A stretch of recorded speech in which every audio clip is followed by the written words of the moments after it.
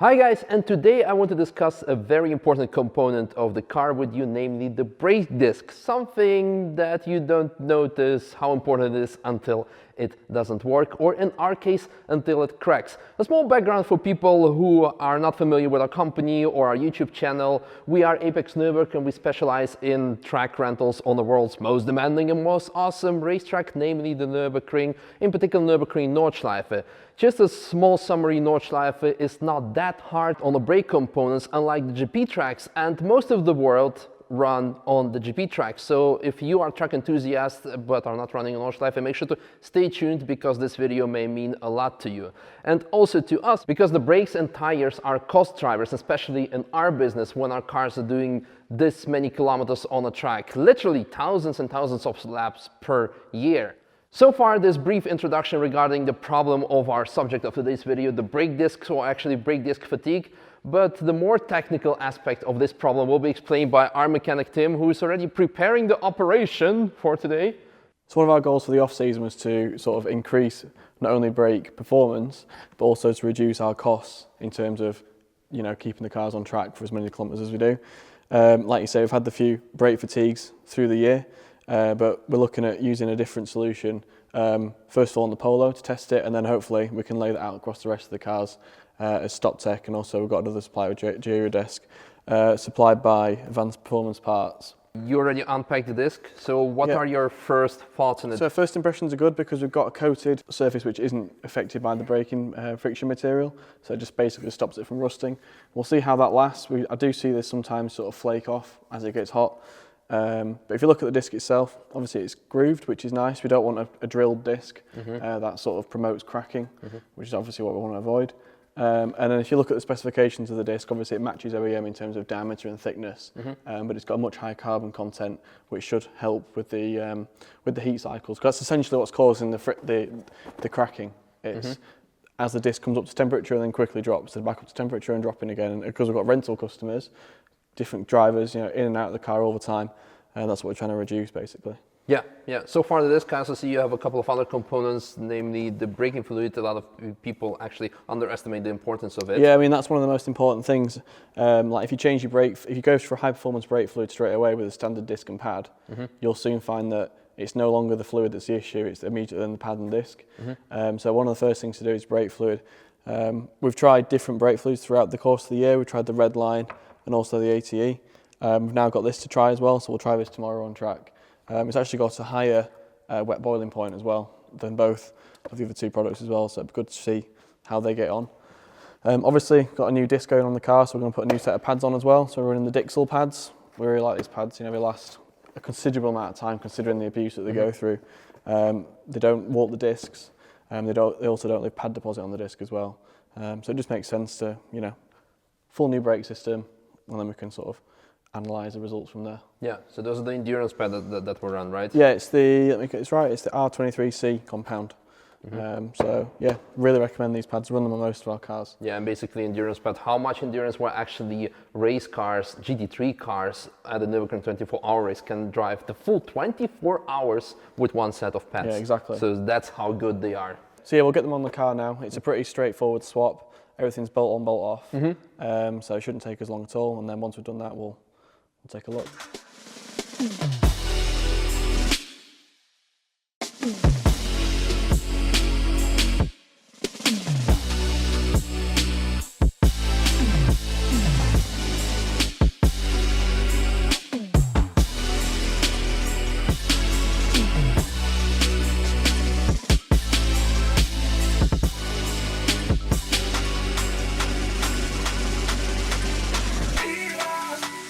Since you weren't able to see how long it actually took because of the amazing editing work of our camera editor, Tom Stamp, maybe you can tell us how long it actually took you to install. Yeah, so it probably took around 15 to 20 minutes per side.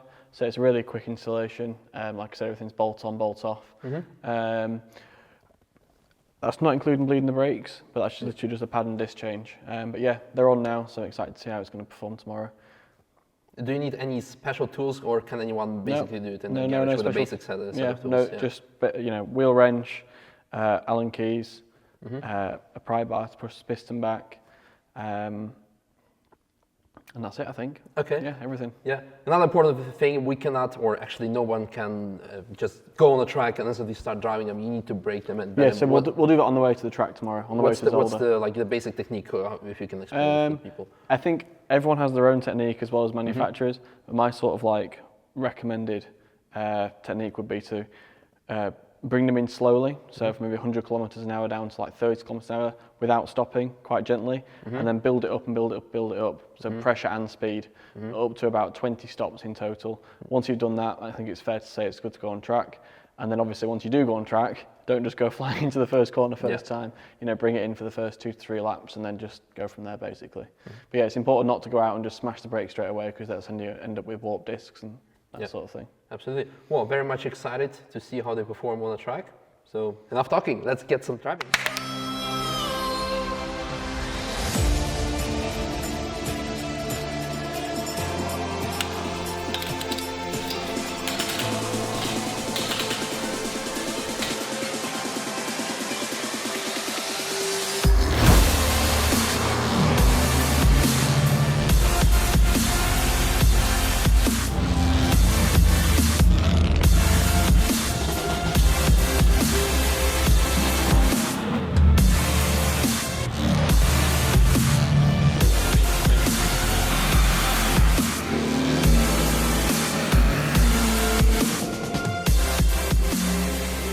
We have arrived at the Sky Limit Events track day on the circuit Zolder, which today will be the proving ground for the Stoptech brake discs.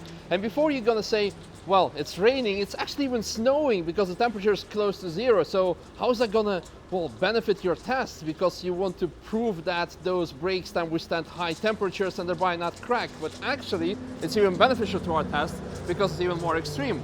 Yeah, I mean, that's right. I mean, if you actually look at the temperature range, the disc go up and down, when you have a cold ambient temperature like this, you actually get a more extreme fluctuation, and that sort of provokes disc cracking. So it's going to be interesting to see how it goes with that. Well, yeah, it's pretty cold outside, so let's get in the car, yeah, let's warm go. ourselves up and warm up the brake discs and see how they perform.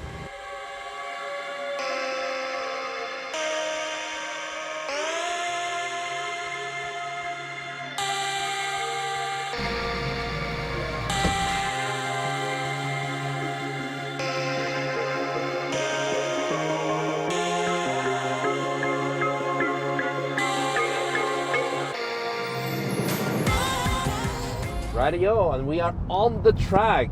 Like we told you already before, we already did the bedding in the brakes on the way to the track, so that should be fine. At least I hope so. I hope you did a good job. Yeah, I think so.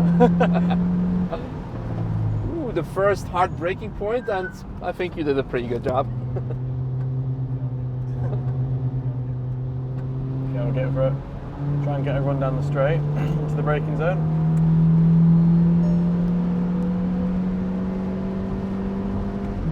Brake at 100 metres. Yeah. I mean, it's really good pedal feel. Obviously, a bit early to say about brake fade, but I don't think there's a chance of that today. But yeah, really nice brake feel, nice and consistent through the range. Obviously no noise as you'd expect on track. Head down to the second chicane.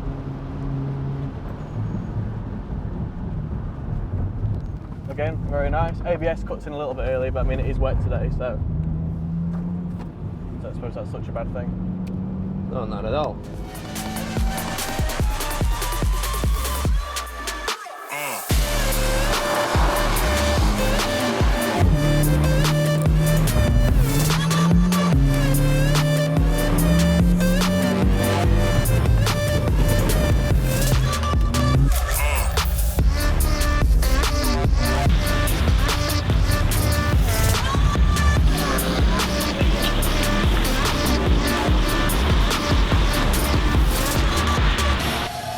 We are by now already on our 5th lap, and you can see we can outbrake race cars on the track. And I just had a quick look when we were still in the pits. They were running rain slicks, so I can say that those brakes definitely perform. That's like without a doubt. We outbrake everything what there is here out on the track. But for us, the most important bit, however, today is to find out if those brakes are going to last.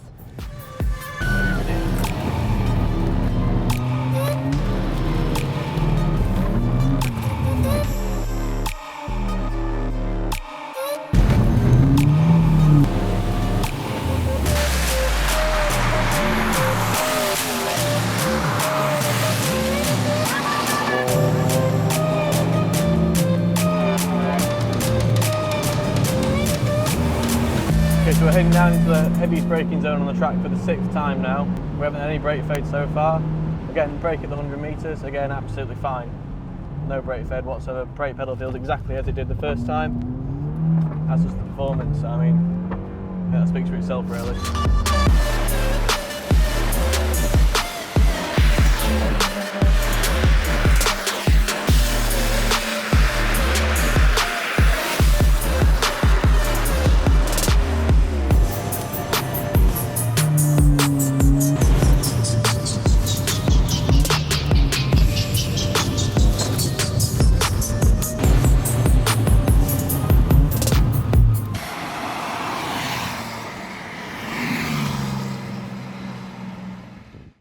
So we are back in our garage, and a quick summary of what just happened. We drove over 6 hours, close to 500 kilometers in total, full high performance driving. You could have seen we drove literally from the morning till the night almost, or till the evening.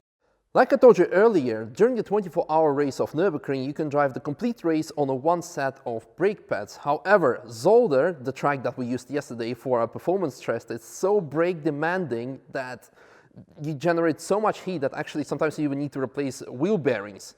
And this is something we could witness yesterday. Brakes got so hot. I mean, okay, when you see it on a GT3 car, it's okay, but on the Polo, we all were like, what the hell is happening here? So we could see that it was really hard on the brakes. However, could you feel anything regarding performance? Well, no, was it getting less? Not at all. I mean, as you saw, like the car drove all day, literally bedded the brakes in the morning, drove the whole way there, did the first session in the morning. Absolutely no issues as you'd expect, first session out. And then, yeah, they just performed exactly as they had done at the start of the day throughout the entire day. So like you say, 500 kilometers on track, not a single issue at all, whether it was like brake fluid, brake pads, brake discs, they just kept on going all day. I think as well, like it's good to note that this car doesn't have any brake cooling modifications or anything, it's totally stock. Absolutely, you can have a look. So it's absolutely stock in terms of that. And obviously the ambient temperature was very low. So you're getting the large dips and rises or the fluctuation I should say, in the temperature of the brake disc. But yeah, absolutely fine. I mean, if you look at the brake disc itself, obviously a little bit of scoring as you'd expect because of the high temperature. You run your finger across, there's absolutely no sort of deviation in the material itself. There's no lip at all on the outside, and the pads themselves have only worn around maybe half a millimetre. I took a quick measurement before and after, about half a millimetre of wear. I mean, you can see how hot the brake caliper itself's got because the paint's burnt. You know, if you look at the inside of the caliper here, it used to be red, and you can see where it's actually burnt here. So that just gives you a measure of quite how hot they got on track. Yeah, absolutely. We were out there on the track with all kinds of cars. So you could have seen for yourself race cars, race-bred BMWs, but we were actually out braking them with just a Volkswagen Polo race car and almost stock car. So you could actually say that the brake upgrade is probably the best value. Well, that's it, because it gives you one of the most important things. It gives you the confidence every time on the brakes, so you know what you're going to get every time you get to the next corner. There's no sort of unknown, and yeah, that sort of allows you to push until you get to that limit. So yeah, it's good. Yeah, absolutely. So let's take them off. Let's take a closer look how they are on the back, so just our audience can see for themselves that it's completely fine. So after taking off the brake disc, we can also inspect the back side of it. And again, this also looks completely fine to me. What would you say as a... Yeah, I mean, there's absolutely no signs of any cracking whatsoever. You can see where the grooves have done their job to clean the pad materials. It's gone around the car. So yeah, I mean, what more can you say other than the fact that everything looks good? The only thing that I can say, well, since you are also satisfied with them as a technician within our company, I think we're definitely going to outfit all of our cars with those brakes. Yeah, definitely. Well, I must say it's been an amazing experience, especially if you, again, consider the fact that you don't get to drive all the time, constantly from the morning till the evening, non-stop, without experiencing any brake fading or any other brake-relating issues. So if you want to get one of those brake discs, again, huge shout out to Advanced Performance Parts for supplying them to us. And if you're still not convinced, make sure to subscribe to our channel and stay tuned, because like I told you earlier, we're gonna outfit every single car that we have. And if you're thinking, oh, the Polo is just a light car, well, let's see how those brake discs are going to perform in the future on a heavy car such as M4. I hope you enjoyed this video and see you next time. Absolutely, thank you.